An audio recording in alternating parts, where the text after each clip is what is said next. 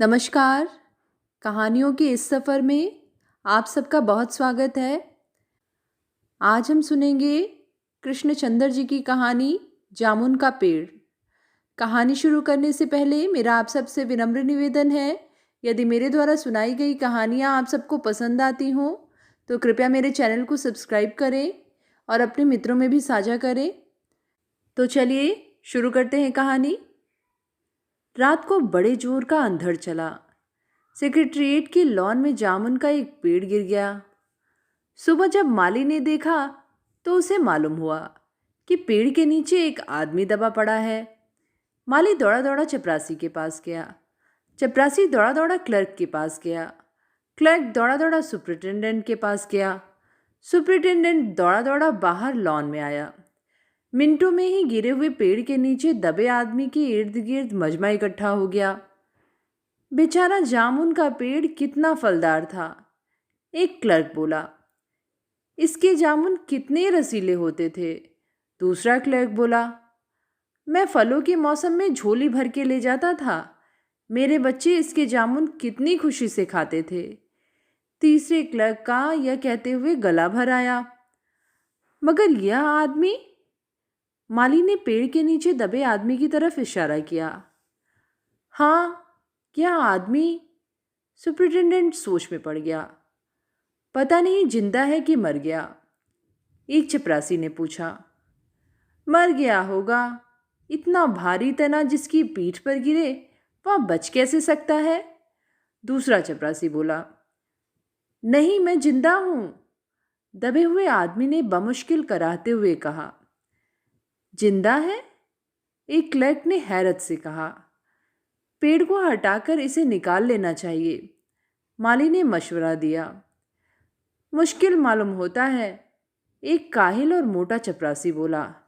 पेड़ का तना बहुत भारी और वजनी है।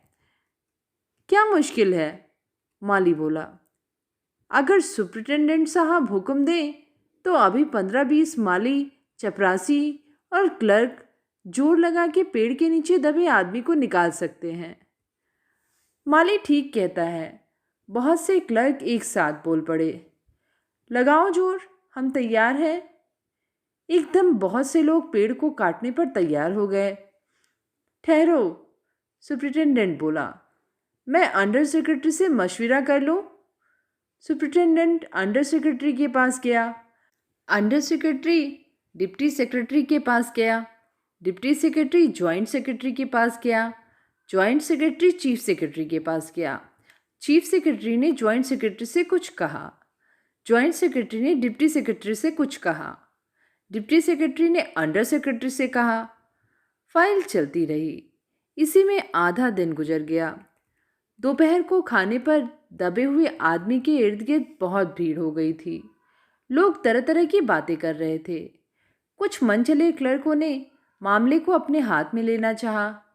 वह हुकूमत के फैसले का इंतज़ार किए बगैर पेड़ को खुद से हटाने की तैयारी कर रहे थे कि इतने में सुपरिटेंडेंट फाइल लिए भागा भागा आया। बोला, हम लोग खुद से इस पेड़ को यहाँ से नहीं हटा सकते।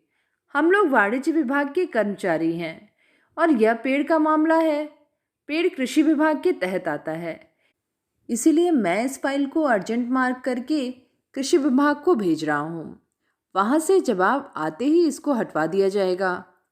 दूसरे दिन कृषि विभाग से जवाब आया कि पेड़ हटाने की जिम्मेदारी तो वाणिज्य विभाग की ही बनती है। यह जवाब पढ़कर वाणिज्य विभाग को गुस्सा आ गया। उन्होंने फौरन लिखा कि पेड़ों को हटवाने या न हटवाने की जिम्मेदारी कृषि विभाग की ही है। वाणिज्य विभाग का इस मामले से कोई ताल्लुक नहीं है। दूसरे दिन भी फाइल चलती रही। शाम को जवाब आ गया। हम इस मामले को हॉर्टिकल्चर विभाग के सुपुर्द कर रहे हैं क्योंकि यह एक फलदार पेड़ का मामला है और कृषि विभाग सिर्फ अनाज और खेतीबाड़ी के मामलों में फैसला करने का हक रखता है। जामुन का पेड़ एक फलदार पेड़ है, इसीलिए पेड़ हॉर्टिकल्चर विभाग के अधिकार क्षेत्र में आता है। रात को माली ने दबे हुए आदमी को दाल भात खिलाया। हालांकि लॉन के चारों तरफ पुलिस का पहरा था। कि कहीं लोग कानून को अपने हाथ में लेकर पेड़ को खुद से हटवाने की कोशिश न करें। मगर एक पुलिस कांस्टेबल को रहम आ गया और उसने माली को दबे हुए आदमी को खाना खिलाने की इजाज़त दे दी। माली ने दबे हुए आदमी से कहा, तुम्हारी फाइल चल रही है, उम्मीद है कि कल तक फैसला हो जाएगा। दबा हुआ आदमी कुछ न बोला। माली ने पेड़ के तने को गौर से देखकर कहा, अच्छा है, तना तुम्हारे कूल्हे पर गिरा, अगर कमर पर गिरता तो रीढ़ की हड्डी टूट जाती। दबा हुआ आदमी फिर भी कुछ न बोला। माली ने फिर कहा, तुम्हारा यहाँ कोई वारिस हो तो मुझे उसका आता पता बताओ, मैं उसे खबर देने की कोशिश करूँगा। मैं लावारिस हूँ, दबे हुए आदमी ने बड़ी मुश्किल से कहा। माली अफसोस जाहिर करता हुआ वहाँ से हट गया। तीसरे दिन हॉर्टिकल्चर विभाग से जवाब आ गया। बड़ा कड़ा जवाब लिखा गया था, काफ़ी आलोचना के साथ। उससे हॉर्टिकल्चर विभाग का सेक्रेटरी साहित्यिक मिजाज का आदमी मालूम होता था। उसने लिखा था, हैरत है, इस समय जब पेड़ उगाओ स्कीम बड़े पैमाने पर चल रही है, हमारे मुल्क में ऐसे सरकारी अफसर मौजूद हैं जो पेड़ काटने की सलाह दे रहे हैं, वह भी एक फलदार पेड़ को, और वह भी जामुन के पेड़ को, जिसकी फल जनता बड़े चाव से खाती है। हमारा विभाग किसी भी हालत में इस फलदार पेड़ को काटने की इजाज़त नहीं दे सकता। अब क्या किया जाए? एक मंचले ने कहा, अगर पेड़ नहीं काटा जा सकता तो इस आदमी को काटकर निकाल लिया जाए। या देखिए, उस आदमी ने इशारे से बताया, अगर इस आदमी को बीच में से यानी धड़ की जगह से काटा जाए तो आधा आदमी इधर से निकल जाएगा और आधा आदमी उधर से बाहर आ जाएगा और पेड़ भी वहीं का वहीं रहेगा। मगर इस तरह तो मैं मर जाऊंगा, दबे हुए आदमी ने ऐतराज किया। यह भी ठीक कहता है, एक क्लर्क बोला। आदमी को काटने का नायाब तरीका पेश करने वाले ने एक पुख्ता दलील पेश की। आप जानते नहीं हैं, आजकल प्लास्टिक सर्जरी के जरिए धड़ की जगह से इस आदमी को फिर से जोड़ा जा सकता है। अब फाइल को मेडिकल डिपार्टमेंट में भेज दिया गया। मेडिकल डिपार्टमेंट ने फौरन इस पर एक्शन लिया और जिस दिन फाइल मिली उसने उसी दिन विभाग के सबसे काबिल प्लास्टिक सर्जन को जांच के लिए मौके पर भेज दिया। सर्जन ने दबे हुए आदमी को अच्छी तरह टटोलकर उसकी सेहत देखकर खून का दबाव, सांस की गति, दिल और फेफड़ों की जांच करके रिपोर्ट भेज दी कि इस आदमी का प्लास्टिक का ऑपरेशन तो हो सकता है और ऑपरेशन कामयाब भी हो जाएगा, मगर आदमी मर जाएगा। लिहाजा यह सुझाव भी रद्द कर दिया गया। रात को माली ने दबे हुए आदमी के मुंह में खिचड़ी डालते हुए उसे बताया, अब मामला ऊपर चला गया है। सुना है कि सेक्रेटेरिएट के सारे सेक्रेटरियों की मीटिंग होगी, उसमें तुम्हारा केस रखा जाएगा। उम्मीद है सब काम ठीक हो जाएगा। दबा हुआ आदमी एक आह भरकर आहिस्ते से बोला, हमने माना कि तगाफुल न करोगे, लेकिन खाक हो जाएंगे हम तुमको खबर होने तक। माली ने अचंभे से मुंह में उंगली दबाई, हैरत से बोला, क्या तुम शायर हो? दबे हुए आदमी ने आहिस्ते से सर हिला दिया। दूसरे दिन माली ने चपरासी को बताया। चपरासी ने क्लर्क को और क्लर्क ने हेड क्लर्क को। थोड़ी ही देर में सेक्रेटेरिएट में यह बात फैल गई कि दबा हुआ आदमी शायर है। बस फिर क्या था, लोग बड़ी संख्या में शायर को देखने के लिए आने लगे। इसकी खबर शहर में फैल गई और शाम तक मोहल्ले मोहल्ले से शायर जमा होना शुरू हो गए। सेक्रेटेरिएट का लॉन भांति भांति के शायरों से भर गया। सेक्रेटेरिएट के कई क्लर्क और अंडर सेक्रेटरी तक, जिन्हें अदब और शायर से लगाव था, रुक गए। कुछ शायर दबे हुए आदमी को अपनी गजलें सुनाने लगे। कई क्लर्क अपनी गजलों पर उससे सलाह मशविरा मांगने लगे। जब यह पता चला कि दबा हुआ आदमी शायर है तो सेक्रेटेरिएट के सब कमेटी ने फैसला किया कि चूंकि दबा हुआ आदमी एक शायर है, लिहाजा इस फाइल का ताल्लुक न तो कृषि विभाग से है और न ही हॉर्टिकल्चर विभाग से, बल्कि सिर्फ संस्कृति विभाग से है।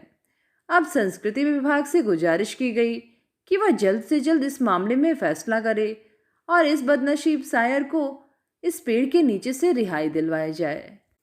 फाइल संस्कृति विभाग के अलग अलग सेक्शन से होती हुई साहित्य अकादमी के सचिव के पास पहुंची।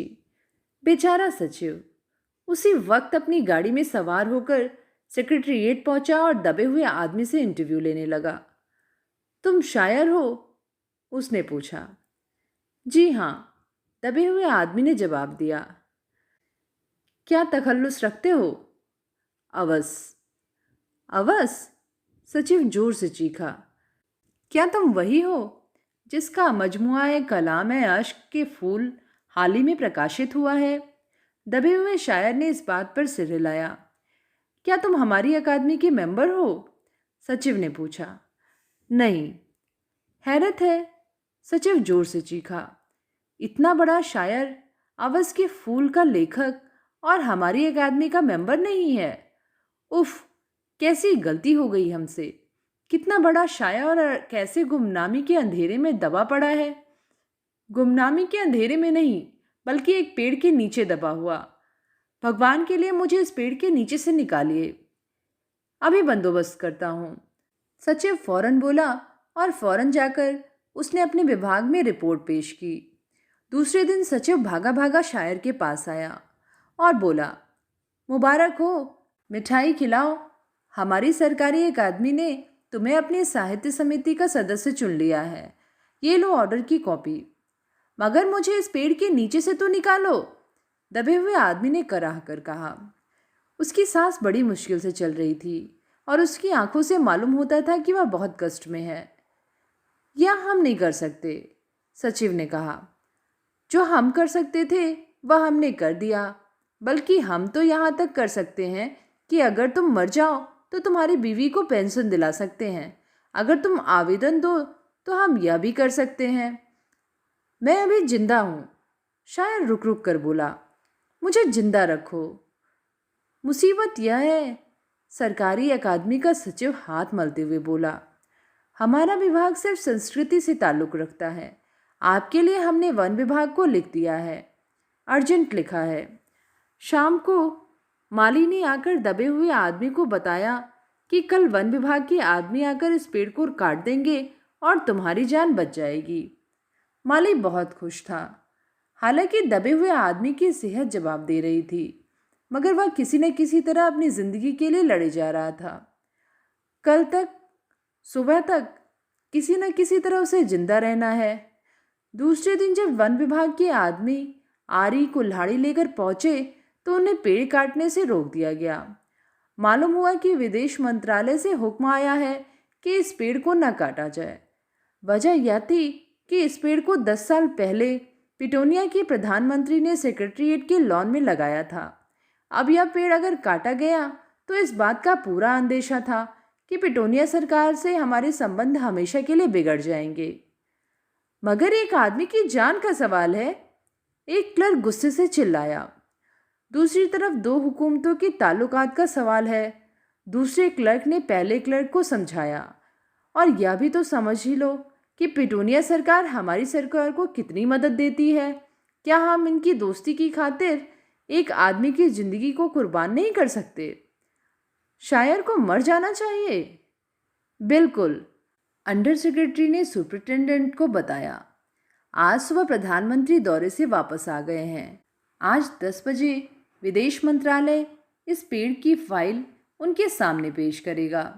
वो जो फैसला लेंगे वही सबको मंजूर होगा। शाम 4 बजे खुद सुपरिटेंडेंट शायर की फाइल लेकर उसके पास आया। सुनते हो? आते ही खुशी से फाइल लहराते हुए चिल्लाया, प्रधानमंत्री ने पेड़ को काटने का हुक्म दे दिया है और इस मामले की सारी अंतर्राष्ट्रीय जिम्मेदारी अपने सिर पर ले ली है। कल यह पेड़ काट दिया जाएगा और तुम इस मुसीबत से छुटकारा पालोगे। सुनते हो, आज तुम्हारी फाइल मुकम्मल हो गई, सुपरिटेंडेंट ने शायर के बाजू को हिलाकर कहा।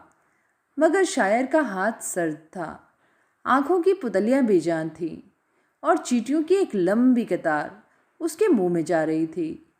उसकी ज़िंदगी की फाइल मुकम्मल हो चुकी थी। तो ये थी कहानी, कृष्णचंद्र की कहानी जामुन का पेड़। कहानी आप सबको कैसी लगी नीचे कमेंट में लिख के ज़रूर बताइएगा। पसंद आने पर लाइक ज़रूर करिएगा। आगे भी ऐसी ही कहानियाँ सुनते रहने के लिए चैनल को ज़रूर सब्सक्राइब करें और अपने मित्रों में भी साझा करें। फिर मिलेंगे एक नई कहानी के साथ। धन्यवाद।